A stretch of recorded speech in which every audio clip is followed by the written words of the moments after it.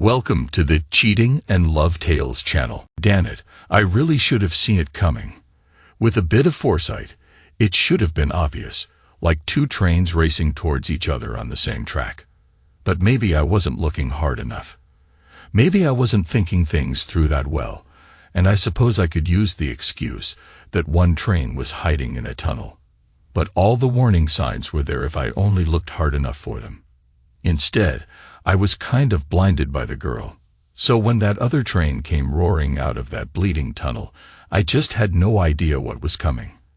Okay, enough with the bleeding metaphors. Let's get down to brass tacks. All through my school life, they must have been there. Well, they were there, but you kind of didn't notice that there were two of them. They weren't really two people, more like a single entity, Mercedes CLA and Portia Rowan. Two girls, one personality. As I remember, all through school, they were referred to as the twins. They dressed alike, spoke alike, their hair was styled the same. They were like a pair of twins, but they might as well have been joined at the hip. Now, don't get the idea that they were standoffish or anything. Once they were in their teens, they dated boys all the time. The only problem was that they only double dated. If a guy fancied one of them, he not only had to get her attention, he had to find a suitable date for the other one. I must admit I liked the look of both of them. But I never did get to know either of them well. I couldn't be bothered to play this silly double date game. A guy would run around for weeks trying to find a suitable candidate. The girls were bloody choosy when they wanted to be, and from what I heard, they often wanted to be. It was probably all a game to them anyway. The problem never came up for me because when I was 16, my old man talked my Uncle Harry into taking me on as an apprentice builder. That was my old man all over. Get an apprenticeship, boy, and you'll have a job for life. The only problem with that bloody apprenticeship was that I had to go and live with my Uncle Harry and Aunt Mavis in London. The big city and bright lights. We lived in the suburbs, and most of Uncle Harry's and my work was out in the suburbs as well. I had one day and one evening a week at a technical college, also in the suburbs. Uncle Harry wanted blood for his money. So by the time I got home at night, I was so knackered that traveling into town wasn't an option. Add to that, Uncle Harry was a bleeding workaholic. Actually, a correction there.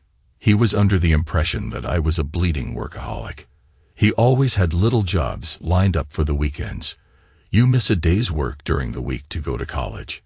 You make it up on the weekends. So my planned monthly weekend trips home soon became hardly monthly. You get the idea. I got home 3 times the first year, and besides Christmas, once the second year. By the end of the third year, my dog had started growling at me. The stranger walking in the door of my parents' home was me.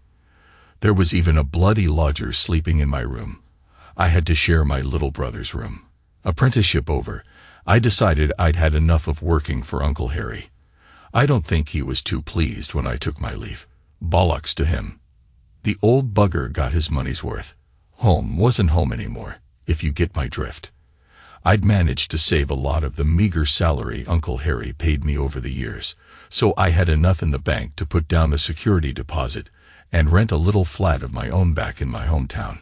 Work wasn't a problem either. I had my papers and soon got on the books of one of the local firms. The work was hard, but at least the money was spectacular compared to what Uncle Harry had been paying me. Builders who really knew what they were doing weren't exactly rare, but they were a bit thin on the ground back then. Well, young ones were. Before I realized it, I was working on a site of about 50 new houses. Once that site was finished, I was offered a job by a smaller builder on a barn conversion. It was a small job, only about 6 of us on the site, and the owner was around most days. The boss and I were studying the plans one day over a cup of tea, and I just happened to mention that there'd be a blank area on the front of the building. I said that if it were my place, I'd make some changes that would make it look better. The boss pushed the artist's impression drawing of the finished house at me and said, "Show me." So I roughly sketched in the changes I thought would be improvements. Later that day, I was called into the little shed we used as a site office. There, I found the boss, the owner of the house, and the architect. After some strong words were exchanged between the architect and the owner, my changes were added to the plan. On the day we handed the newly converted house over, the architect came over to me and said, "Son, you're in the wrong business. You should have been a bloody architect." A couple of weeks later, I signed up for a part-time college course to learn architecture. I still worked on building sites to earn money for my studies, but I was heading into the design side of the business. It was in the college library that I first saw her. I had just sat down at one of the large tables to look up some references, when a young lady on the other side of the table looked up from her book. Our eyes met briefly, and she gave me a wonderful smile before returning to her reading. The face was familiar, but I couldn't place it. I sat there, confused, and stared at her. She was a very good-looking young woman. Some minutes later, she looked at me again. I quickly looked down at the book I was studying, pretending I hadn't been staring at her out of the corner of my eye. I was aware of her getting up from the table and walking around it until she was standing beside me. Embarrassed that she'd seen me watching her, I didn't raise my head and tried to stay lost in the book before me. The young lady reached out and rotated my book 180 degrees. She said, "You'll find it easier to read, Roger, if it's the right way up." I looked up at her. "You don't recognize me, do you, Roger? Mercedes? Mercedes Clooney. You've changed somewhat." "Do I take that as a compliment?" "Of course you do. But where's Tish?" "Portia is in the States doing an internship. We were both supposed to be on a gap year from uni and got placements together in the States, but mine fell through, so Tish went on her own." "You two do everything together?" "Well, normally we do, but it was too good an opportunity for her to pass up." "When did she go?" "About a month or so back. I thought I'd spend a year brushing up my Spanish, so I signed on here. Mercedes, or Dia, as she was known at school, and I talked for a while until the librarian came over and told us to be quiet. Then we adjourned to the refectory. By the time she had to go to her class, we had made a date for that evening. Well, kind of. I was driving her home from college in my van that night. As I was doing some private work on the side, I'd bought myself an old van to carry all my gear around. I did wonder what her folks thought when my tatty old van with ladders on top pulled up outside their upmarket house. That evening, Dia and I sat in the van for some time, chatting about school days and the like. In the end, I asked her to go out with me the following evening. It could be that I should have picked up something in her reply. With hindsight, I think I should have. "That would be nice, Roger. I haven't been out since Tish went away." I arrived at her house about 7:30 that Friday evening. The door was opened by her father, who looked me over like I was something the cat had dragged in. The expression on his face when he looked at my van was something I can't describe. I was shown into the lounge, where Dia's mother and her younger sister were sitting, to wait until Dia was ready. Dia's mother was very pleasant, and so was her sister. I remembered Dia's sister, Estelle, from school. To be honest, I think I got the old swooning looks from her. It struck me that Dia's father didn't like me. This is not an uncommon attitude for a father to take. After all, he was young once and knew how most young guys' minds worked. Standard fatherly protective behavior, if you ask me. When Dia entered the room, my jaw dropped. Remember, I'd known Dia since she was a little kid. The day before, I was struck by her pleasant face and nice figure, but there was no way I was prepared for the woman who walked into the lounge that evening. Was it Bobby V who sang poetry in motion? Well, there it was standing before me. I think my heart stopped beating for a moment. I definitely remember I found speech impossible for quite some time. That evening, we went to a local night spot, not flashy, just a pub with live music and a dance floor of sorts. Although we danced a few times, Dia and I spent most of the evening talking. Don't, for Christ's sake, ask me what we talked about because I haven't got the slightest recollection. I can just tell you that whenever we got together, we talked most of the time, no matter what the subject. We appeared to agree on just about everything. Except one thing, Portia. I had no interest in Portia at all, although I feigned interest to keep Dea happy. It was clear to me that she had been missing her almost lifelong companion, and I suppose it was really understandable. I just wished I'd understood at the time that Portia was the other train I was talking about, hiding in that bloody tunnel. Well, that first date, and the little kiss I got at the end of it led to a second and third date following in quick succession. By the end of the month, Mercedes and I had become an item. When we weren't either at college or working, we were together. I would find her waiting by my van when I came out of my evening college classes, and on the days I was at college, she would meet me for lunch.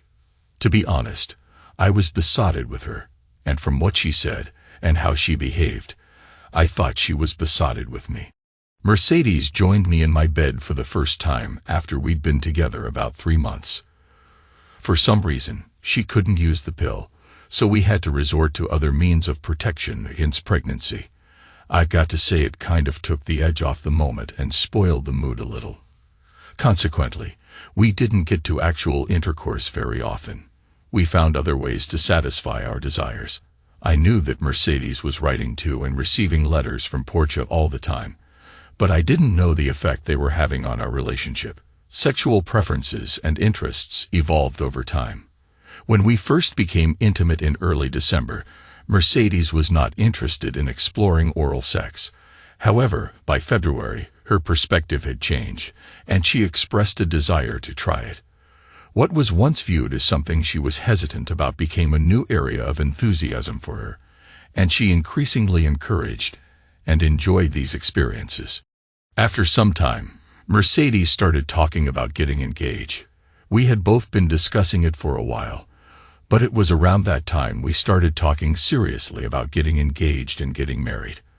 I bought her a ring in late July, and we planned to get married right after she took her finals at university the following summer. Mercedes' mother was over the moon about our plan, but her father wasn't as enthusiastic. I think he thought his daughter could do better than a bloody builder, as I heard him say on more than one occasion when he thought I was out of earshot. Estelle told me straight that she wanted me to drop Mercedes and marry her instead. It was early August when Portia returned from the States. She had an American boyfriend in tow. I got to say I didn't like the geezer from the start.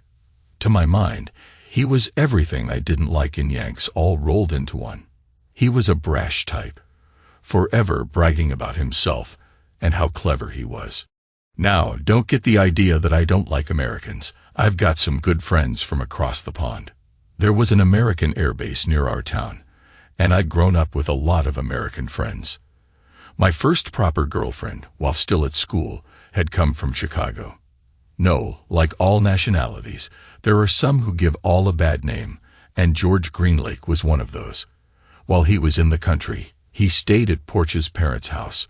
Of course, there was no way that the Rowans were going to let him and Portia share a bed, as they had apparently been doing while Portia was over there in America. Portia and George had only been in the country a couple of days, and I hadn't met either of them yet.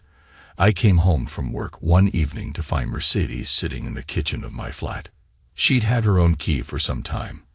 There were 3 coffee cups on the table, which I gave a cursory glance as I took Mercedes into my arms and kissed her.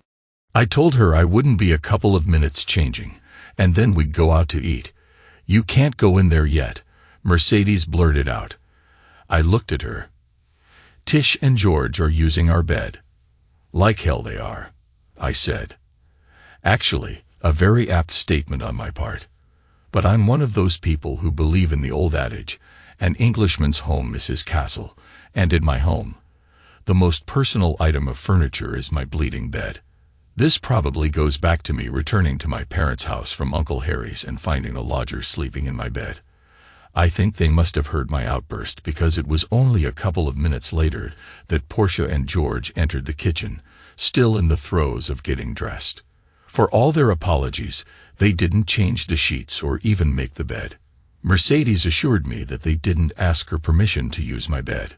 We were so close by then that everything was referred to as ours. From the way George and Portia behaved, I've always believed Mercedes on that one. They acted as if they were the most important people in the world. While George was in the country, the four of us hung around together, although Portia borrowed her father's car most of the time, as there were only 3 seats in the front of my van. Not that Portia wanted to lower herself to ride in it anyway. I steadfastly refused to ride in Portia's father's car because, once they were away from her house, George was doing the driving. Mercedes always rode with me. I've got to say that it was with some sick amusement that I watched him drive out of a pub car park one evening, straight into the front of a bus. I was sounding my horn, and I think that was why the bus driver managed to bring the bus to a standstill before George drove into it, so there wasn't too much damage. George had tried to drive along the wrong side of the road, a common mistake for foreigners to make. As I had surmised, George was not insured to drive the car and wasn't in possession of an international license, although the police appeared happy to accept his American license. Once Portia's father arrived at the scene, I took Dia home. I don't know what ramifications there were to the incident. George flew home the following weekend. September was upon us before we really knew what was happening. Suddenly, my tatty old van took on a new significance. Both Tish and Dia had to get all of their gear to the flat they were sharing at uni, so Portia was quite happy to travel in my van once all her junk was stashed. Along with Dia's, Portia was on the not-favorite daughter list with her father after he discovered his new Saab buried in the front of that bus, so he hadn't volunteered to drive her up. All too soon, the girls were gone. Not that I cared too much about Tish being away again, but I was soon missing Dia. Hey, I wasn't the only one missing her. In all the time we'd been going out together, I'd been invited to Dia's house for a meal once, and I really think that was only because I needed to ask her father for her hand in marriage officially. The week after the girls left, Dia's mother called me and invited me to Sunday lunch. As I've said, I appeared to get on just fine with Dia's mother and her sister Estelle. Now, Dia's father started calling me son, and even asked me to join him in a round of golf. Not one of my sports, but I could see I was going to have to take it up after Dia and I were married. Gotta keep the in-laws happy, I figured. I suspected there was a bit of an ulterior motive in these invitations to meals. On the weekends when Dia came home every month to visit, we would spend a lot of time at her parents' house. Now that I was a regular and apparently welcome visitor there once a month, I drove up to spend the weekend with Dia, although that wasn't how it usually worked out. Most of the time, Tish was with us. Her main topic of conversation was George and how she was going back to the States to marry him when she had her degree. Tish also had the infuriating habit of coming home with Dia as well. She slept at her parents' house, but appeared to spend most of her time at Dia's parents' place. Well, let's be precise, she spent most of her time wherever Dia was. That included the little time Dia spent at my flat. By the time Christmas came around, plans for our marriage were in full swing. Let's be fair, Dia's mother was just about organizing everything, along with Estelle. I think Dia and I were just agreeing to everything that they wanted to do. Hey, I wasn't paying. It was Dia's old man who was footing the bill. I would just say, "Are you all right with this, Frank?" He'd nod and say, "Wait till it's your turn, son. Take my advice, and only have boys." I suppose he wasn't that bad a stick, really. As far as Estelle was concerned, this marriage was only a rehearsal for what she termed the big one. Frank would look at me and raise his eyebrows when she said that. Well, everything was going along just great, until just after Easter when Portia got the bleeding Dear Jane letter. You know what I mean. George dumped her for some other girl. I told you he was a complete arse. Portia wasn't my favorite person, but I saw that letter. He was an insensitive a hole, as they say over there. It was a few weeks later that Dia first said she wanted to push back the wedding. Portia was originally getting married a couple of weeks before us. Now Dia wanted to postpone her wedding by a month or so because Tish was upset. The girls graduated and moved back home in my van again. They both got jobs pretty quickly. Nothing special, just local banks, though different ones. I was, of course, still juggling college and work, although I was working on my own a lot more. I even had a couple of blokes working for me on occasion. I would generally see Dia most days to start with, but as time went on, she took to going out with Tish, first one night a week and then two. Then suddenly, she stopped meeting me after my night classes. Now she was with Tish 3 nights a week. Not that anything untoward was going on.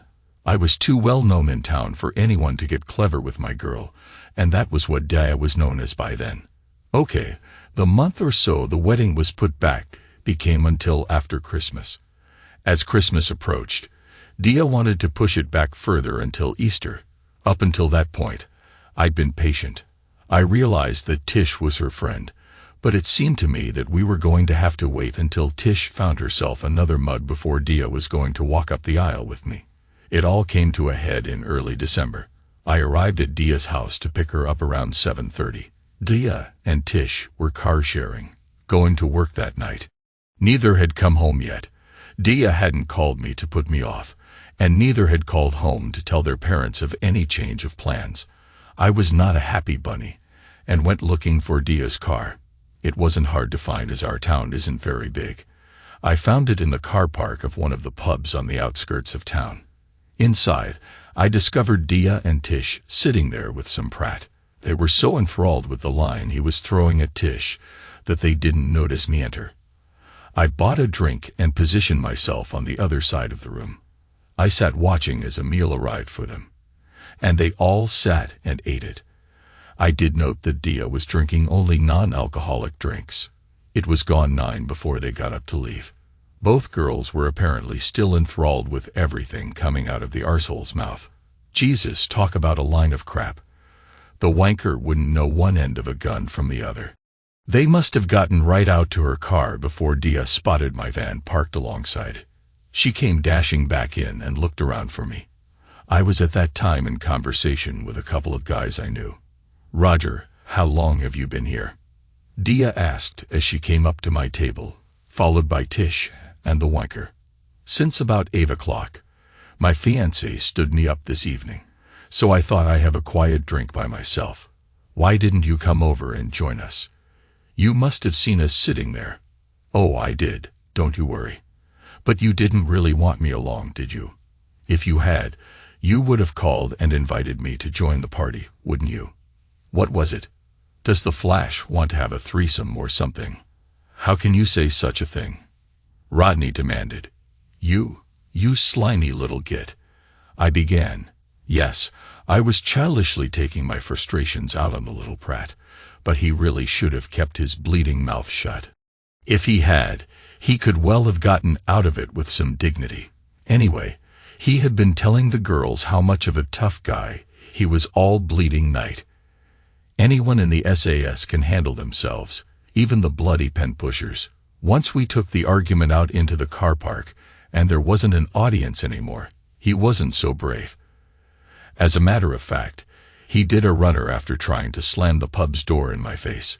The automatic gas closer prevented that. "Did you have to do that?" "Tish liked him," Dia demanded. "I didn't do anything, Dia." The little tosspot talked himself into a corner and then into a fight that he didn't hang around for. All I did was get stood up by my fiancé and go out for a quiet drink to drown my sorrows. Good night.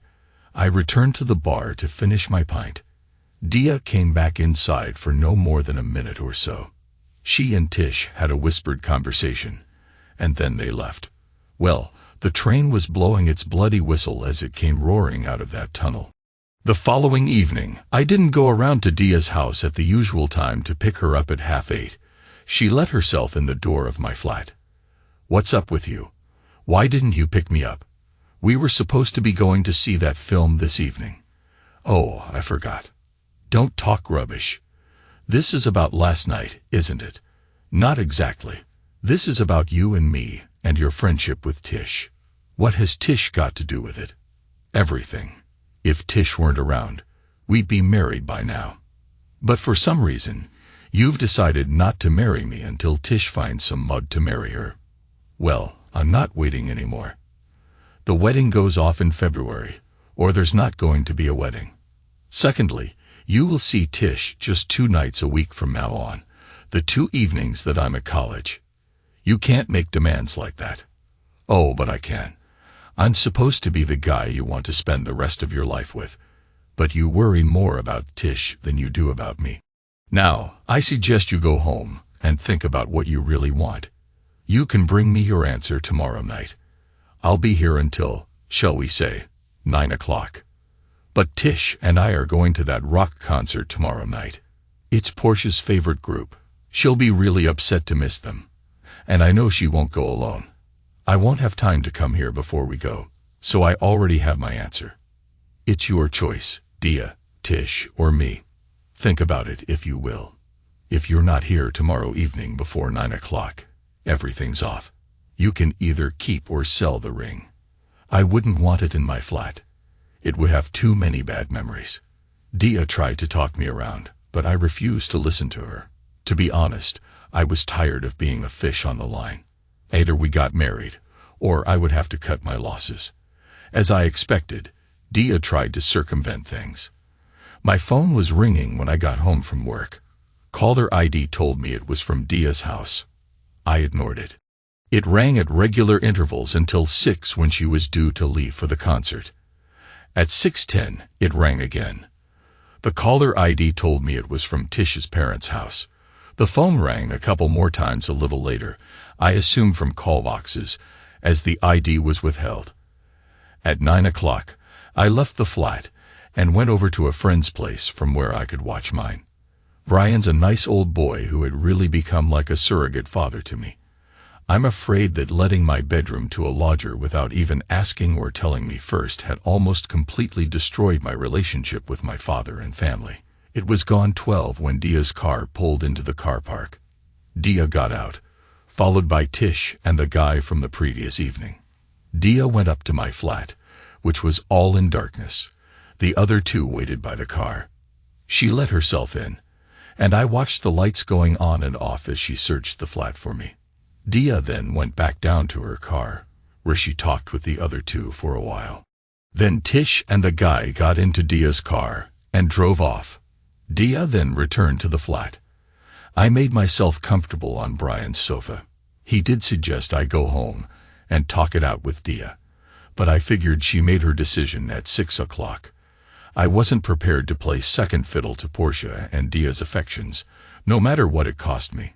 Brian could see the car park from his bedroom, and he came out to tell me that Dia's car had returned. About half an hour later, I went back into his kitchen and watched Tish go up and into the flat. Dia obviously wanted some moral support. By 8:30 in the morning, neither girl had left the flat. Actually, I painted myself into a bit of a corner. There was no way I could get out of Brian's flat without them seeing me. Now I know I was playing silly games, but I wanted them to be wondering where I was. It was obvious that neither girl was going to work that day. They were planning on waiting me out. After all, I'd have to put in an appearance to get my van.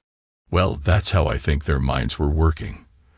The masterstroke I came up with to get past that one was to call a guy who was working for me.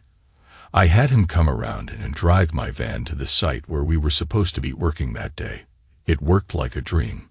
It was only when the old van's engine started that the girls realized what was going on. They came running down the stairs and jumped into Dia's car, then set off in hot pursuit of the van. I suppose they thought I was driving it. I went down and got into my car. Now, that was something they didn't know about. I'd finally bought the car that Dia and I were supposed to be going on honeymoon in. I drove it over to the house I'd bought. Another secret from Dia. This was the house I thought we were going to start our married life in. At that moment in time, it looked like a building site, as the guys hadn't finished yet. Well, I kept putting the date back every time the wedding date went back. There wasn't much to finish, so I got stuck in there for the day and slept there that night. The following day was a college day for me, and I couldn't miss it. Although the building work was coming along just great, and I was earning extremely well, I still had designs on becoming an architect. Having the car that Dia didn't know about was my saving grace that day. Several times I spotted both girls around the college, but they didn't see me or even know I was there. I've got to say that at this juncture, if Dia had been alone, I most probably would have spoken to her. Possibly, we could have sorted things out, but I somehow doubt it. Tish's presence prevented me from going to Dia. That evening, I called the flat. Brian had just called me and told me that Portia had left Dia there alone. "Roger, where are you?" "That's none of your business." "Roger, I'm sorry, but I couldn't let Portia go to that concert alone." "But she wouldn't have been alone, would she, Dia? She had that little wonker with her. He's Tish's boyfriend, you know that. I'm your girl. You were at one time, Dia, but you're not anymore. Tell me, did you tell your mother to go ahead with the February wedding date?" "Well, no, I didn't. You were acting so strange the other night." "You're the one who's acting strange. I told you last night was your chance to decide whom you wanted to be with, Portia or me. You chose Portia. It's over between us. There's nothing left to say." "But I couldn't leave my friend on her own." "Why not? She left you on your own when she went to the States, didn't she? Do you think she cared about you when she was planning to marry that wanker she met over there?" "Dia, I'm not playing second fiddle to Portia for the rest of my life. It's over. The engagement is off. The wedding is off, and you are out of my life. Goodbye, and please leave that flat tidy. I don't live there anymore, as you've no doubt noticed by now." "Where are you living, Roger?" "In the house I had bought for your wedding present, but you chose not to live here with me. Goodbye, Dia. I hope you find what you were looking for." With that, I hung up the phone. It was the following evening that Dia's father and mother paid me a call. Of course, they knew about the house. I discussed almost everything with them. In my opinion, my relationship with Dia's father had always been tenuous to say the least, so I thought that telling them about the house was a wise thing to do. They had kept my secrets from Dia. Both the car and the house were supposed to have been wedding surprises for her. I was surprised that they actually understood my position. It became apparent to me that, although I didn't think I would have been Dia's father's first choice for a son-in-law, they actually hoped that Dia's affection for me would separate her from Portia. As it turned out, that didn't happen. It was a very sad parting that evening, and they wished me the best. I gather they never told Dia that they knew about the house, where it was, or that they had come to see me. They told me straight out that they wouldn't ask me to change my mind and take Dia back. They had hoped Dia's love for me would break the hold Portia seemed to have over her, but now they had come to believe Dia would always be under Portia's influence. Dia did try to speak to me whenever she saw me for the next few months. The trouble was, she was always in Portia's company when she did see me. I had no intention of talking to her in that girl's presence. I also gathered she was still telling people that we were engaged. Here, she ran into a problem. I had moved on with my life, or to put it more truthfully, I was trying to move on, and I was not finding it easy. I had started dating other girls, more than anything to try and take my mind off Dia. I must add, not very successfully. However, one of the girls I had gone out with, who apparently had designs on making it a permanent arrangement, just happened to overhear someone else saying we were still engaged. From what I heard, that encounter resulted in a real catfight. But after that, I never heard any more reports of Dia claiming we were still engaged. Time passed, as it inevitably does. At the end of that year of college, I gave up on the idea of becoming an architect. The reason I gave everyone was that my building work had really taken off in a big way, which, in truth, it had. I'm not sure where my reputation for quality workmanship actually came from, but apparently I had built one. In truth, Dia had signed up for a design course that I needed to take. I saw her name on the list when I went to register for the next year. Don't ask me how she talked her way into that course, but she did. I decided not to register. I threw myself into my new and expanding business. Funny that I had started working for myself so that I could do my architect thing. It gave me the opportunity to choose my own working hours to suit my studies. Suddenly, I was one of the most respected small builders in town and run off my feet with work. I didn't see much of Dia or Portia, Estelle would turn up at my house every so often. I think she made it pretty plain that she thought she was in the running for becoming Dia's replacement. In my heart, looking back, I think I did love Estelle. But I would assist her, not as a prospective life partner. So I told her that would never happen. At the time, I knew I liked the girl and felt a genuine affection for her. But if I had gotten emotionally involved with her, I would be forever running into Dia. That would have made life too complicated, and it was something I wanted to avoid. As time went on, I saw less and less of Estelle. It must have been nearly 2 years after I broke up with Dia that I met up with Shirley again. She was an old friend from my school days. Whereas Dia and Portia had been a year behind me in my brother's class, Shirley had been one of my peers. We'd gotten on well together in school, and I suppose if I hadn't gone off to my Uncle Harry's, we might have gotten together sooner. Shirley was always a good laugh to be with. Well, she always had been at school. She did have a little bit of a reputation for putting out, but I had never pursued her on those grounds. Shirley was just fun to be with. Now, I'm not claiming I felt the same way about Shirley as I had about Dia.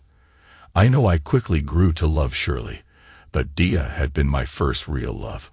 Many people have told me that your first love is something different, and I have cause to agree with them. Anyway, 8 months after we got together, Shirley and I married in the local registry office. It wasn't the big affair that Dia's mother had planned for Dia and me, but it was what we wanted. Well, needed actually. Time was always going to be a very important factor in Shirley's and my relationship. You see, it was shortly after we started going together that Shirley was diagnosed with cancer. It went into remission after she had her first batch of chemotherapy right after the wedding, but it was the sword of Damocles hanging over us.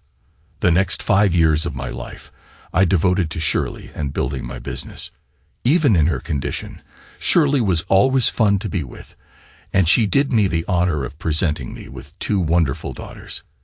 It was in our 5th year as man and wife that Shirley's cancer returned with a vengeance. Chemotherapy did little this time except make Shirley feel pretty terrible. In the end, she made the decision to refuse any further treatment other than painkillers. We'd managed to spend another 3 years together before she finally took her leave of us. Our 2 daughters took it in their stride. Their mother had prepared them for that day from the moment they were born. It was they who really supported me that cold January day of the funeral. It was also they who invited everyone back to the house for the wake. 6- and 7-year-olds taking charge of almost everything, while their father wandered around in a daze, feeling sorry for himself. Shirley had done a really good job with them. My company had done a lot of renovation work for the church at a discount, as it was Shirley's church. Personally, I'm not really into the religion thing, but we had rebuilt the boundary wall after an old yew tree had died and fallen on it. The tree had been there for many hundreds of years. Its demise and removal had left a few new grave plots very near the church's main door. I had spoken to the vicar and reserved one of these newly available plots for Shirley. Shirley was a lively person, and I thought she would like having a plot near where everything was going on. I thought she deserved that. Whether I believe or don't believe, it was Shirley's grave, although I suppose one day I'll be in there with her. Of those who came back to the house, I was surprised to find Dia's father, Frank, and Estelle among them. They both gave me their condolences personally. They also told me that Dia's mother was ill in the hospital, or she would have been there with them. As a result of that conversation, a few days later, I called into the hospital to see her. She was actually in the same ward that Shirley had been in during her last days.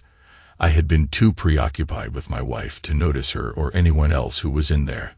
Luckily, Dia's mother was recovering from her illness, although I never did find out exactly what it had been.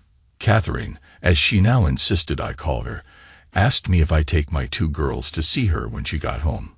Apparently, she'd spoken to Shirley often in her last days, and Shirley had talked about the children and me all the time. I don't suppose I'll ever know what those conversations between Shirley and Catherine were really about. I wasn't allowed to take the children into the hospital to see Catherine, as they were too young, and were not her direct relatives. What stupid rules these places have. Both girls had been in there almost every day to see their mother. Catherine informed me that Dia was not living at home anymore, so there would be no chance of us accidentally running into each other. That was the only time she mentioned Dia, or Mercedes as she always called her, to me. So 3 weeks later, I took my 2 girls to meet the people who were to become like grandparents to them, not forgetting Estelle, who became a kind of surrogate aunt. As a matter of fact, Estelle started turning up at my house all the time again. So often, in fact, that my neighbors thought there was something going on between us. That is, until her boyfriend Russell started turning up with her as well. He was a nice guy who was dying with impatience to marry Estelle, but for some reason, she was keeping him hanging on, much like her sister did with me. They were both very helpful when it came to looking after the girls. I had considered hiring a nanny, but was trying to get by without one if I could. These were my girls. I didn't want a stranger looking after them too much. Once Russell told me about how frustrated he was getting with Estelle, not making up her mind about marrying him. I had a quiet word with her. I told her to think very carefully about what had happened between Dia and me. I asked Estelle why she wasn't grabbing a really nice guy while she had the chance. Her answer was one that I couldn't understand. "You really don't know, do you?" she said. Well, I didn't have an answer for that question, but whatever. A couple of weeks later, Estelle finally named the day. Russell, apparently convinced that I had talked Estelle into accepting his proposal of marriage, asked me to be his best man, and I said yes. Was that a mistake? I guess I'll never really know. It stood to reason that Dia would be there. I wasn't sure how either of us was going to handle that. But it was a question I chose not to worry Estelle with. The day of the wedding was a beautifully sunny June day.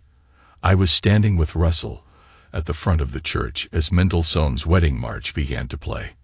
My 2 girls were Estelle's bridesmaids and were being shepherded by the maid of honor, Marion, another old school friend of ours. Marion and I were quite good friends at school. It crossed my mind that Estelle might have been trying to play matchmaker. Estelle went out of her way to give me a big smile as she approached Russell at the altar. Then she turned her attention to her husband-to-be. It was about halfway through the service that there was somewhat of a commotion at the back of the church. I cringed as I heard a loud American voice that I recognized. Then they came clumping down the side aisle to take their seats among Estelle's family and friends. I tried not to look, but you know how it is. A quick glance confirmed that it was Portia and George who had arrived late. I actually heard Estelle say, the poor girl had forgotten she was wearing a radio microphone. So most of the people in the congregation must have heard her as well. It's a shame that some of them didn't take the hint and leave. I was curious as to why they had been invited in the first place. The disturbance during the service carried on until its normal conclusion. As we began parading out of the church, Catherine turned to me. God, we never thought they would have the cheek to turn up. The insensitive buggers. We thought we were safe in sending them an invite as they live in America. It was as we got near the back of the church that I saw her sitting there, flanked by a couple of other women. Dia did not look very happy, and her presence obviously surprised Catherine, as her step faltered for a moment. But then she soon recovered her poise, and with a smile and a little nod to Dia, she continued with the parade. Dia avoided eye contact with me, or did I avoid eye contact with her? It was obvious to me that something had happened in this family that I knew nothing about. I knew they had never mentioned Dia to me since I'd been reunited with them, but I put that down to their being sensitive to my feelings. That, it appeared, was obviously not the case. Outside the church, we had the obligatory photo call. I noted that Dia was not in the lineup. I saw Estelle motion for her to join the line a couple of times, but Dia didn't move. In the end, Estelle looked over at me and gestured with her eyes and head. She didn't have to say anything. I knew what she wanted. Slipping off to one side, I circled the watching crowd until I was behind Dia. Taking her firmly by the arm, I marched her into the lineup. Take that frown off your face and smile. Woman, this is your sister's wedding, I said to her in as commanding a tone as I could whisper. What have I got to smile about? Dia replied. A damn sight more than my wife has, I said. That was her grave you were almost standing on back there. Dia wasn't really, but I think that did the trick by reminding her that other people had worse problems than she did. Oh my God, I'm sorry, Roger, Dia blurted out. Well, don't be. Just remember you're alive. So you have got something to smile about.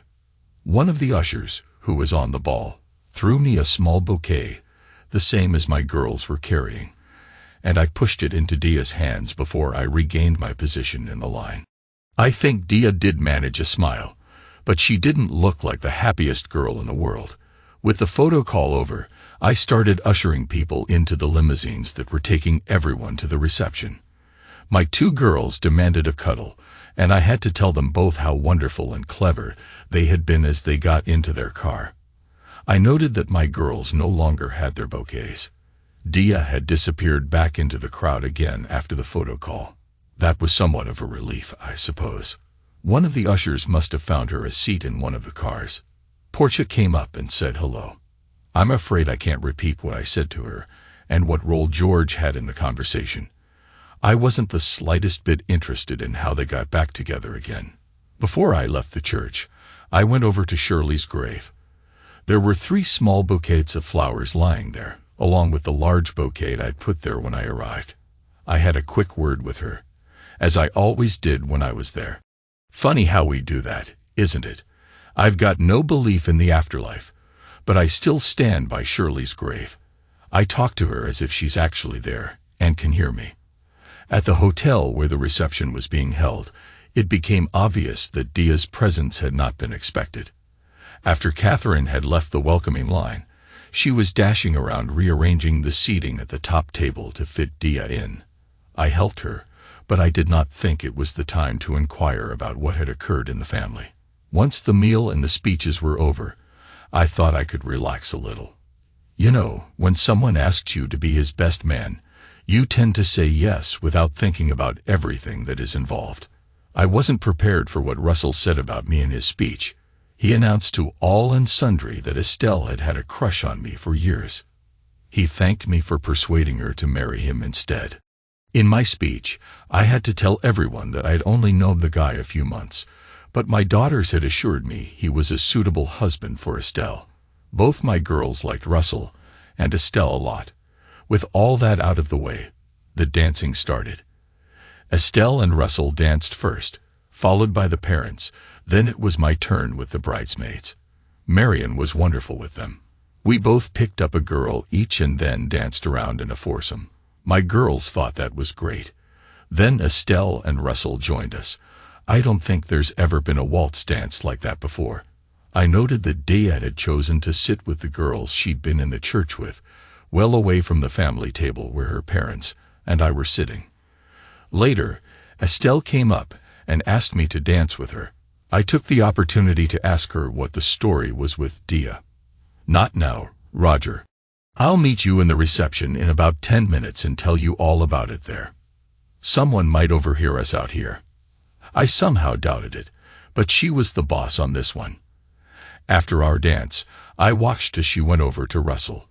They had a quick chat, and I saw him nodding his head in agreement.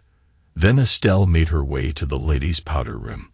I knew it had another door to the foyer, so I went out there to meet her. We sat down in a corner, and she began. When you and Dia broke up, Mom and Dad went mad at her. You know they were always worried about her relationship with Portia. No, they never thought it was anything sexual or anything like that, if that's what you're thinking. They had never liked the influence Portia seemed to have over Dia. Then you came along, and well, they were over the moon. Hang on. Frank wasn't that keen on me. Don't kid yourself. Dad thought you were the greatest thing since sliced bread. He just enjoyed playing the proud father part, and thought that if he was too enthusiastic, he might scare you off. But who do you think was telling everyone that you were the greatest builder in the world? Oh, he still does that every chance he gets, by the way. Anyway, when Dia started messing you around, putting the wedding date back and the like, well, all of us really kept warning Dia that she was going to lose you if she wasn't careful. And it happened, didn't it? You got fed up with waiting and called the whole thing off. There were only two people to blame, Dia and Portia. Oh, Portia was always telling Dia she could do better than you and to make you wait until Dia was ready.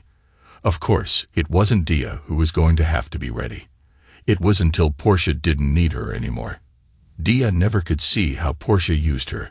Hang on, you invited Portia to your wedding. We didn't have much choice, really. Portia's father is a business partner of Dad's. But we didn't think she and that ignorant pig she's married to would actually have the front to turn up. So what happened between the family and Dia? Ah, that's a really sore point. About a year or so after you broke up with Dia, I think it was just after you married Shirley, George turned up again and asked Portia to marry him. I don't know what happened with that other one of his. Perhaps she realized what kind of person he is. Of course, Portia jumped at the chance. And before anyone knew what was happening, they were married and living in the States. Poor old Dia was dumped just like she was when Portia went off on that gap year. I think it was then that she realized how Portia used her. She lost the only man she ever loved because she had wanted to desert her friend, who repaid her by dropping Dia like a stone when she found herself a man. I'm afraid Dia went a bit weird after that happened. You know she had a breakdown, don't you? Oh, you didn't? Portia dumping her right after you married Shirley was too much for her to take. You know that Portia had convinced Dia you'd come crawling back to her when she decided she wanted to go ahead with the marriage. Well, your marriage to Shirley had burst that little bubble. Poor Dia needed someone to blame, so she blamed the family.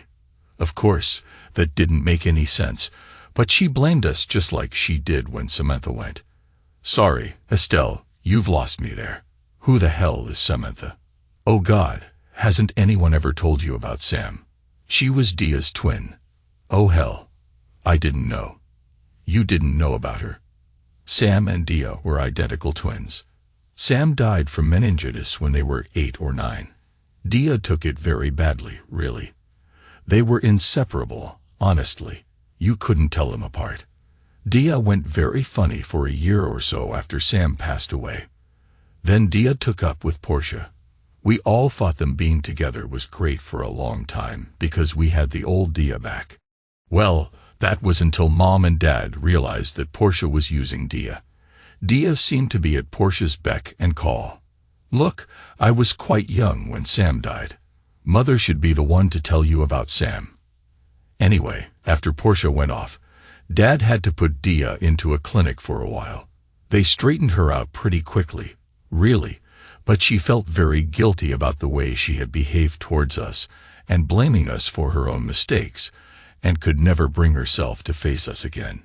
She felt so guilty about it that she moved away to London. Mind you, I've got to tell you that feeling she couldn't face us was not the only reason she moved away. It was also so that she wouldn't risk running into you and Shirley around town. I'm sorry, but that's why we cut you off as well.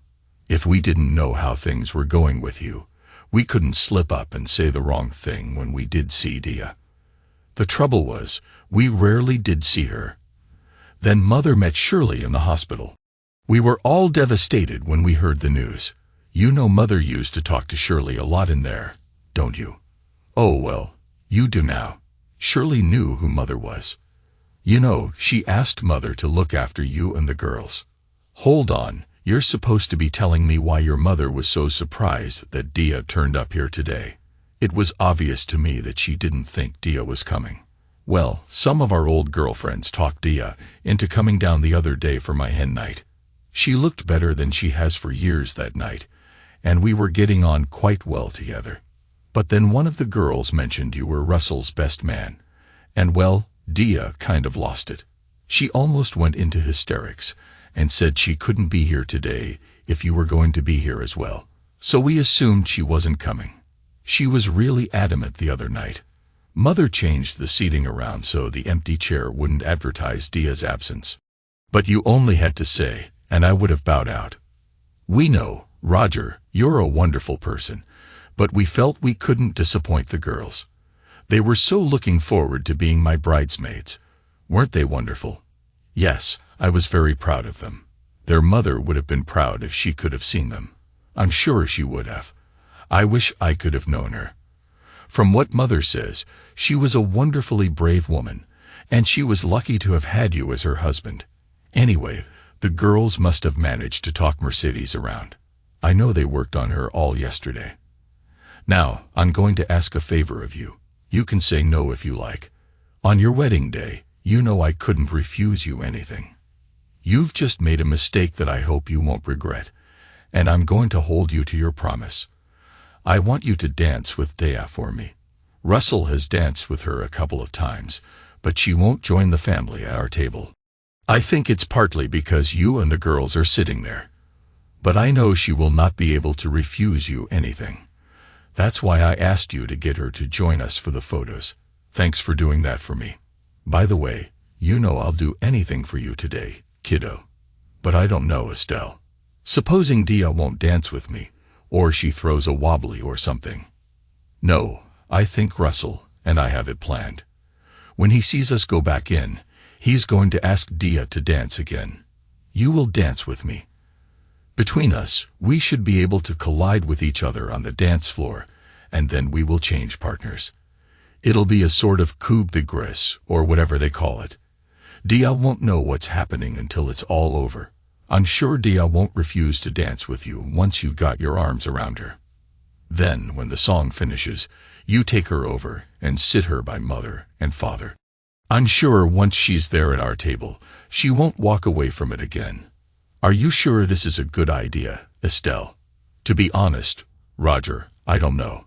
But Dea needs to realize that we, the family, don't hold a grudge against her, and hopefully, you don't either.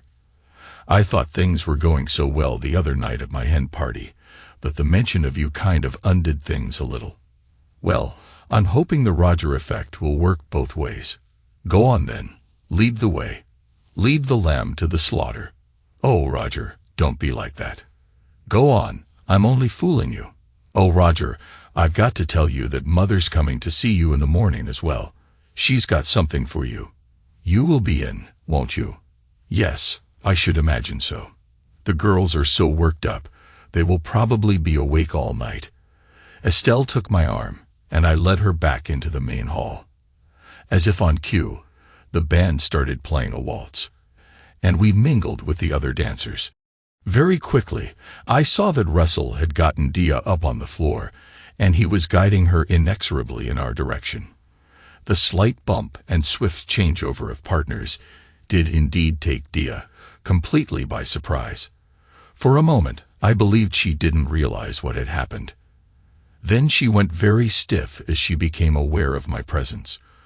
Come on, Dea, you can dance better than that. Just relax and let go. Relax she did. For one horrible moment, I thought she was going to faint, but she regained herself and maybe snuggled in a little too close. I realized she was leaning against me and wasn't too steady on her feet. As the waltz ended, I led, well, half-carried, her to the chair beside her mother. Frank came over and sat on the other side of her. I withdrew and sat myself by my daughters at the same table, who demanded to know where I'd been. The band was quite loud, and I couldn't hear what Dea and her parents were saying to each other, but it was nice to see Dea talking to her parents. Around 11, I thought I'd better take my girls home. It was way past their normal bedtime, and they'd had a long, busy day. As I said my goodnights, Estelle and her mother touched cheeks with me and kissed the girls. My girls also kissed goodnight along with the others, but I don't think they had any idea who Dea was. As I had guessed, it was a long night.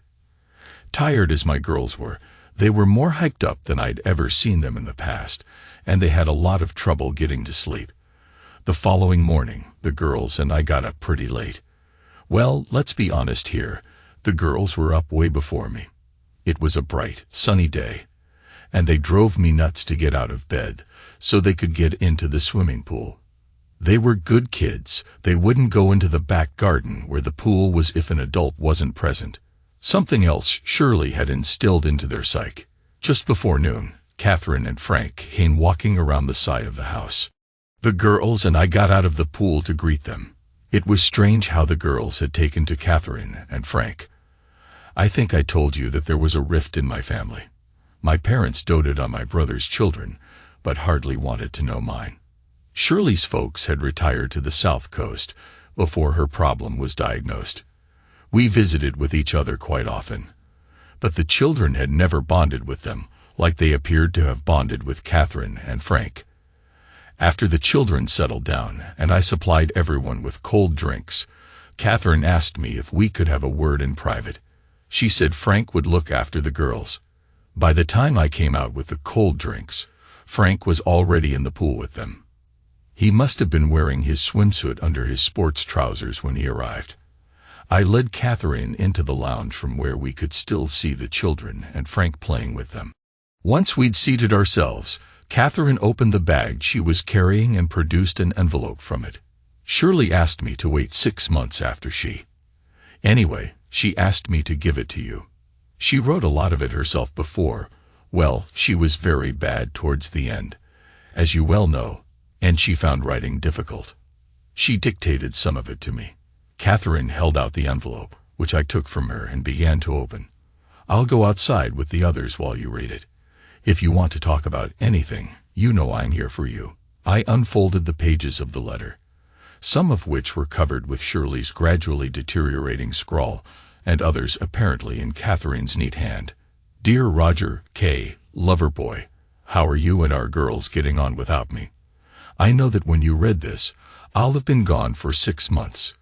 Well, that's how long I asked Kathy to hang on to it before she gives it to you. This is very hard for me to write. I'm not sure I even know what I want to say to you or how to say it. Please forgive me if it doesn't sound right. Roger, I feel guilty not only for leaving you, but also for marrying you in the first place and bringing all my problems into your life. We'd only been dating a couple of weeks when the doctor gave me the news. It took me some time to decide whether to tell you about it or not. I was frightened you'd stick by me because of some twisted sense of duty. You know you were that kind of man. But I must tell you I loved you, and I know you loved me for myself. When you encouraged me to have the girls, although you knew you were most likely going to have the job of raising them alone, I knew that it wasn't pity you felt for me, but real love. I'm sorry. I can never repay you for all that love you have shown me, Roger. I have loved you more than any man I have ever known. I know that you do not believe there is an afterlife, but I hope one day you are proved wrong, and we shall meet again.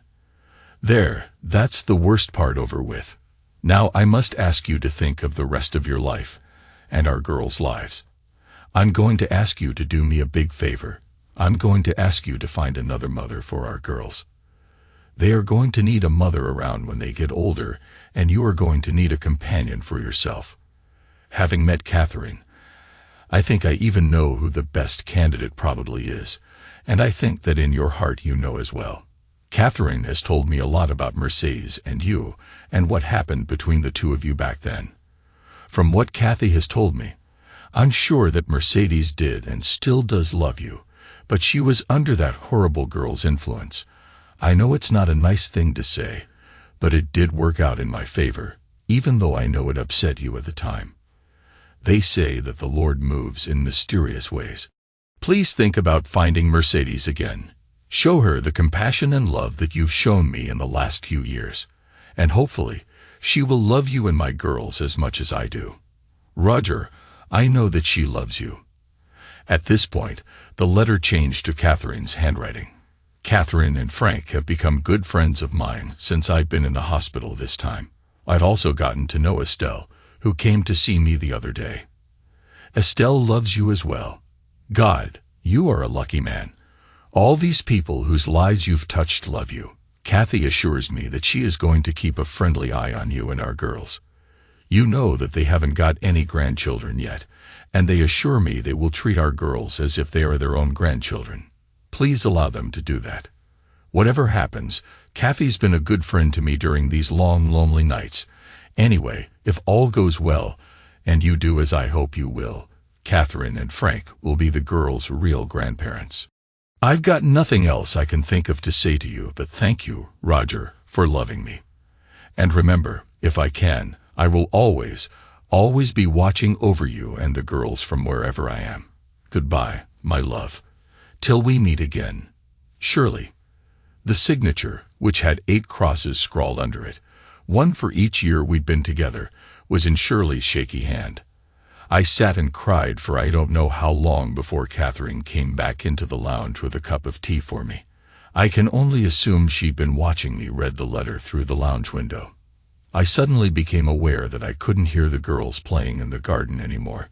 I must have looked around in a panic. "It's all right," Catherine said. "Frank has taken them out in the car to get ice cream. It's plenty warm enough for them to be in their swimsuits today." "Thanks, Catherine. You obviously know what Shirley says in this letter." "Yes, but just because I do know, you don't have to do as Shirley suggests where Mercedes is concerned. The content of that letter is private between you and Shirley. It is no business of mine, and my lips will always remain sealed about that letter's content." "Thank you, Kathy. But tell me, what do you think of Shirley's ideas?" "I will try not to advise you one way or the other, Roger. As Mercedes' mother, my opinion would be biased, and it is your decision to make. But I think it's only fair to all concerned that you at least get to know Mercedes again before making any decisions. Well, she might not want to marry me anymore. We've been apart for some years now. I'm trying my hardest not to influence you one way or the other, Roger, but I've got to tell you, yesterday Mercedes was saying how lovely your girls were and how she wished they were her own children, and of course with all the consequences that come from that. I must have looked confused because I couldn't understand what consequences Catherine was alluding to. Damn it, Roger. She was saying she wished she had married you when she had the chance. The girl is heartbroken whenever she sees you. Oh, I'm sorry. I understand you now. You know that I still had strong feelings for Dia. Walking away from her was the hardest thing I ever had to do in my life. As a matter of fact, I had to force myself to be angry with her, to almost hate her. I'm not sure I can put those feelings behind me now. Are you going to try? Well, of course I am.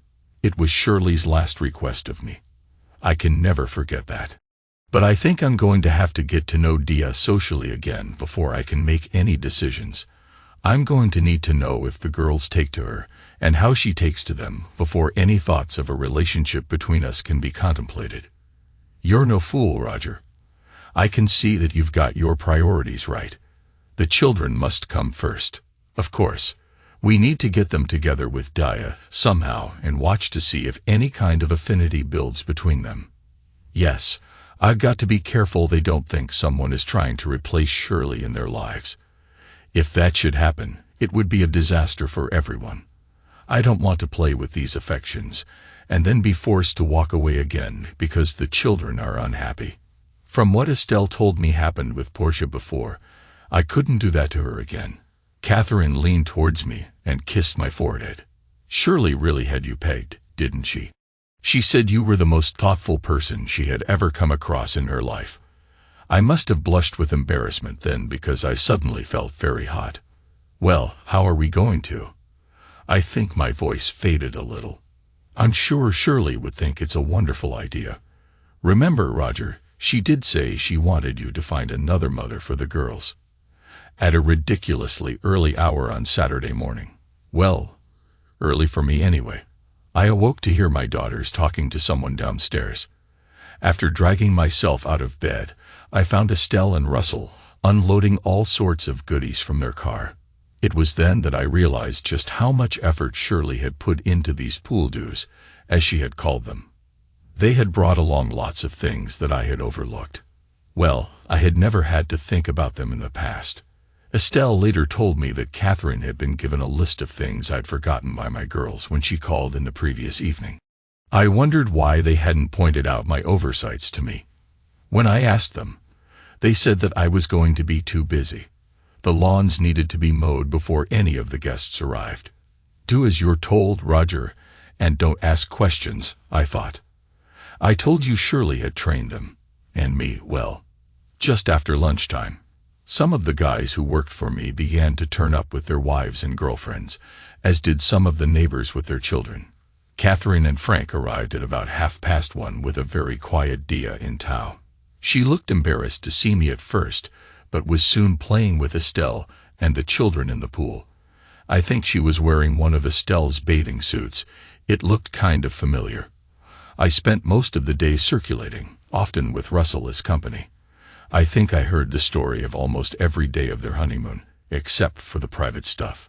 It's speculation, but I don't think they got out of bed for the first 2 days.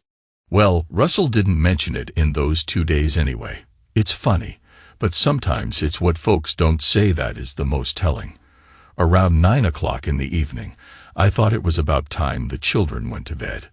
Russell gave me a nudge as Dia went up with Estelle to settle them down. Half an hour later, when the two sisters came back down, I went up to kiss my girls goodnight. Is that really her, Daddy? My oldest asked me the moment I got into their bedroom. Who are you talking about? I asked. Dia, is she going to be our new mother? The younger one explained. Hold on. Where did you two get the idea that there is going to be a new mommy? Don't be silly, Daddy. Mommy told us a long time ago that you'd find another mother for us. Oh, she did she? And what else did your mommy tell you that she didn't tell me? She said that Estelle's sister would probably be our new mother, and we were to help you catch her. Catch her? What did she mean by that? Mommy said Dia got away the first time, and if you got friendly with her again, we should help you catch her. Oh God, Shirley, you really set me up, haven't you? Sorry, Daddy, I couldn't hear what you said. Oh, nothing, girls. I was just offering a prayer to your mother. Now give me a kiss goodnight, and we'll talk about things tomorrow. Is Dia coming over again? We like her. I don't know, baby. She might. Well, if she doesn't come over, can we go and visit her? There comes a time in everyone's life when you have to admit that you are on a losing wicket and throw in the towel. I figured this was my time. Okay, girls, if Dia doesn't come to see us tomorrow, we will go and see her. Now will you both please go to sleep? Good night, Daddy, they said in unison. I'm damn sure I heard them giggle as I left the room. When I got to the stairs, I halted and sat down on the top step. I could hear the party going on outside, and someone doing something in the kitchen. For just a little while, I needed some time alone to think about what my girls had said to me. Bugger, don't talk rubbish, you bleeding idiot. You've got to think about everything, a little voice in my head seemed to say. It was obvious to me that my girls liked Dia from the moment they saw her. I remembered the way they looked at her at Estelle's wedding. The question was, did I like Dia anymore? What a bloody stupid question to ask myself. Like her. I loved her. Well, I did once, didn't I? Although it was me who pushed her away, because I wasn't going to share her affections with Tish. Well, Tish wasn't in the equation anymore, but my girls were. Yeah, I think I could see myself sharing my girls with Dia. Hey, how did that question get turned around? And if I think back, what was it that Shirley had said to me on more than one occasion? Half of you is enough for me, Roger. What did Shirley mean by that statement? Had I never given Shirley all my love? Had she known there was a place in my heart that belonged to Dia? Damn, that woman could read me like a bleeding book. Bugger, why does life have to be so bloody complicated? Wouldn't it be nice to be one of those people who see everything in black and white? I seem to have so many different thoughts going on in my mind at the same time. Right, Roger? Let's think this out logically. Do you love Dia? Yes, I'm damn sure I do. Do the girls love Dia? Well, they've only just gotten to know her. They certainly appear to like her. That's to be expected. There isn't much to dislike about Dia. But they can't love her yet. They have only just met her. They do appear to be prepared to accept Dia as a surrogate mother without question. Now does Dia like the girls? From what I saw of them together by the pool, she's really taken with them. No, I don't think that was an act. Dia's mind doesn't work that way. No, Dia was having a great time with my girls. I could see them bonding together very quickly. Now, the big one. Does Dia still love you? Well, there's only one way to find out the answer to that, you silly sod. Go and ask her. Back outside, most of the folks who were still there were sitting in a big circle on the patio by the pool. Russell was walking around, keeping everybody's drinks topped up, while Frank was still playing with the barbecue, scrubbing it down. I think Frank was a more conscientious cook than I ever was. As I approached the circle of chairs, Catherine got up and came towards me.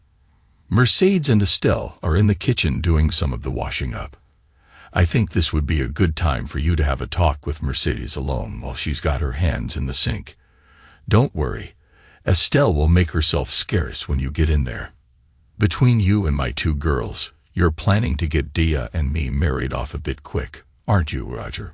I can assure you that none of us has said anything to Mercedes about you and her getting back together, but I'm afraid the girls were asking her some embarrassing questions earlier. We weren't expecting that. So I gather. I think Shirley had been making plans for a long time. I just wish she'd let me in on them. Tell me, Catherine, exactly how long did you know Shirley? You didn't just meet her on her last day in hospital, did you? Well, no, Roger. We met at the Cancer Sufferer Support Group, didn't you know? No, Shirley never talked about what went on there. So she was planning this reconciliation between Dia and me for some time then. To be honest, Roger, I don't really know when she found out who I was. Shirley asked me about you and Dia. I told her the truth as I saw it, but she did say to me more than once that if you two got back together, she would not have to worry about you and the girls. Damn it, I know for sure now that Shirley knew me far better than I knew myself.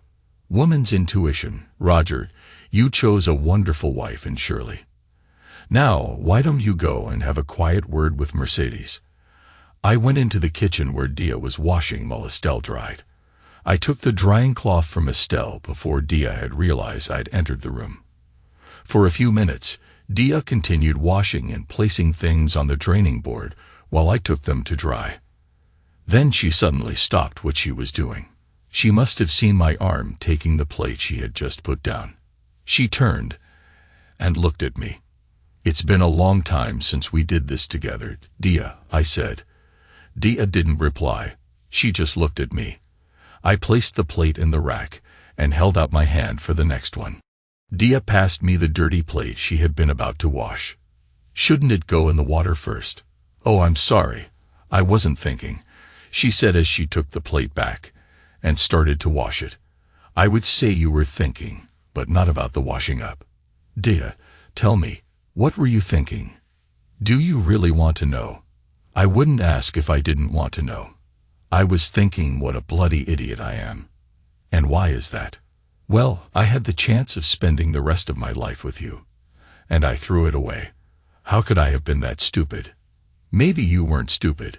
My wife, Shirley, was a believer, though I've never been. But she always did say the Lord moves in mysterious ways. Perhaps if he does exist, and I'm not saying he does, he had a job for me to do before we got married. Now I think that job is over, and there's a job for you to do now. And what's that? Well, there are two little girls upstairs who are missing a mother. They seem to be of the opinion that you are the chosen one. Dia looked at me with a confused expression. Let's put it this way. They had some nice new dresses they wore as Estelle's bridesmaids, and now they want to wear some more as your bridesmaids. Roger, are you asking me to marry you? Well, no. I don't have to ask you that question. I asked you that question years ago. I'm still waiting for you to name the bloody day. Wrong thing to say. 2 plates got broken. The one Dia was washing when she dropped it as she almost fainted, and the one I dropped as I went to catch Dia before she fell. The sound of the plates breaking brought Catherine and Estelle into the kitchen from the hall, followed by 2 little tykes who should have been in bed. I had the nasty suspicion that they were all eavesdropping out there, and Frank came running in the back door from the garden. The scene presented was me holding Dia in my arms. Catherine and Estelle started crying. My girls, who had big grins on their faces, couldn't understand why they were doing that, nor could they understand why their daddy and Dia had started crying either. I thought you two were in bed asleep, I managed to say to them, once I had gotten my emotions under control. Come on, I'll take you back up. No, Roger, I'll do it. I've got to get used to looking after them, Dia said as she extracted herself from my embrace. Come on, girls, we've got lots to talk about. It worked miracles, and a month later was our wedding day. Russell and I got to the church early, and I asked him to wait while I had a word with Shirley. I walked over to her grave alone. "Well, girl, you set me up good and proper, didn't you? Now, this was your idea, so I don't want you getting upset with me over it. I think you're right, though. Dia will make a great mother for the girls.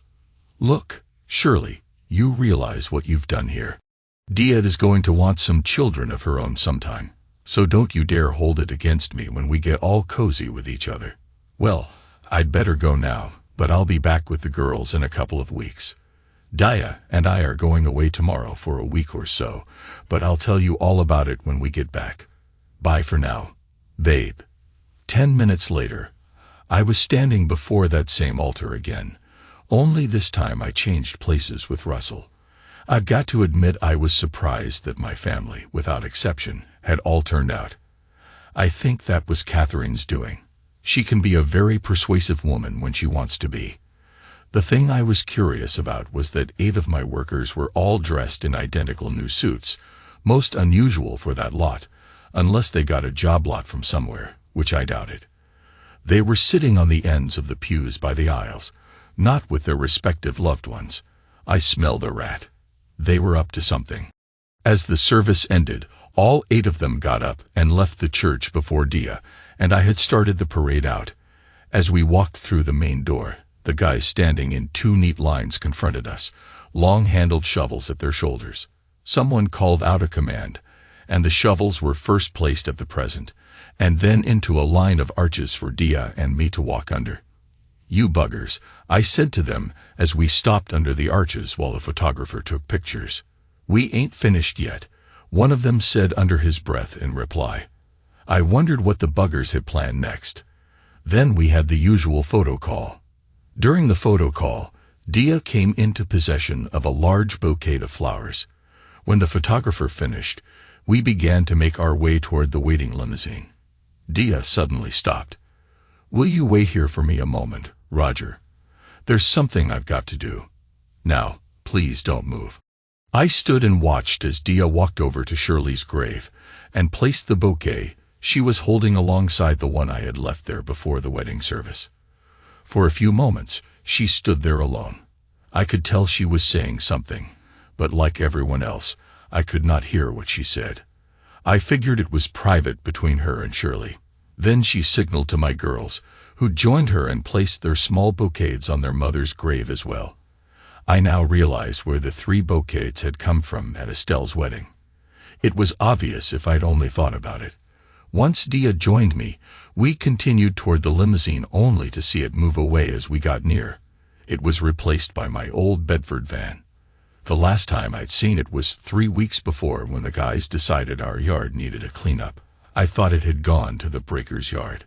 Now it stood there looking better than I think I'd ever seen it. Bright new paintwork, ribbons hanging from the ladders mounted on the roof rack, and a liveried chauffeur at the wheel. The boys opened the sliding side door.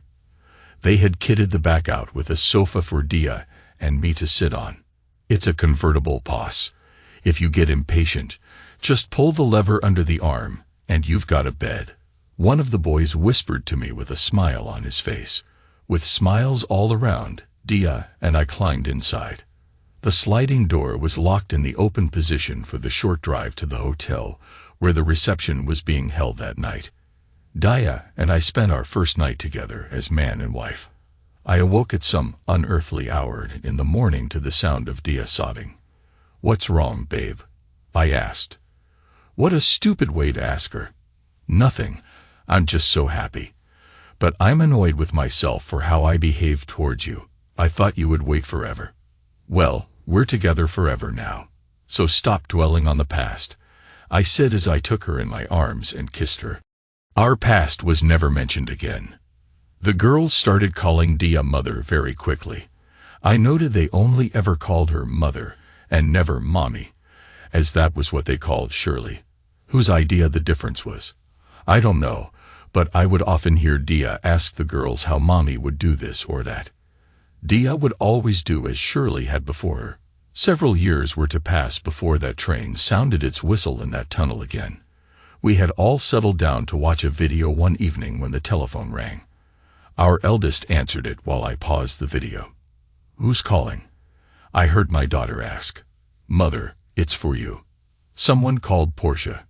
Dea took the telephone from my daughter, and after pressing the speakerphone function, replaced the handset. "Hi, Tish. How are you keeping?" "Oh, Dea, how wonderful to hear your voice. I'm in a real state. I caught George running around on me, so I'm getting divorced. I really could use meeting up with you for a chat.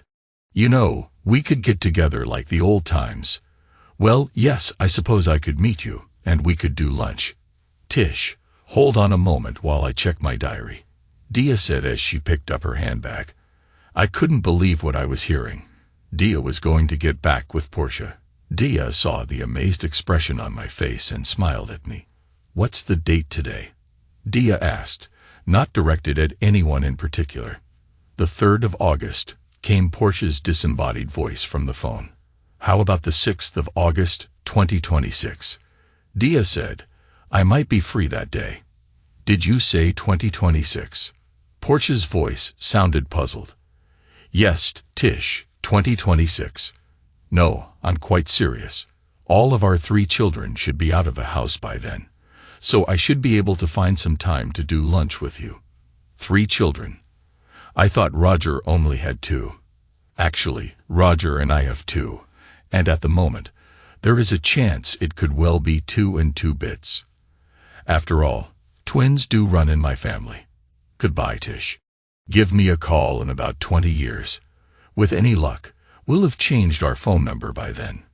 Dea switched off the telephone, and then sat back in her chair, staring at me with a silly grin on her face. Our 2 girls were quicker on the uptake than I was, and they started to laugh. Suddenly, I realized what Dea had just said to Portia.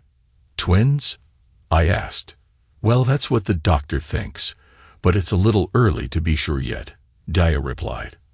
"I was hoping to know for sure before I told you and the girls." I was stunned for a moment. "You mean we're going to have a baby?" Dea smiled warmly. "Yes, Roger. I think we are. And maybe even 2.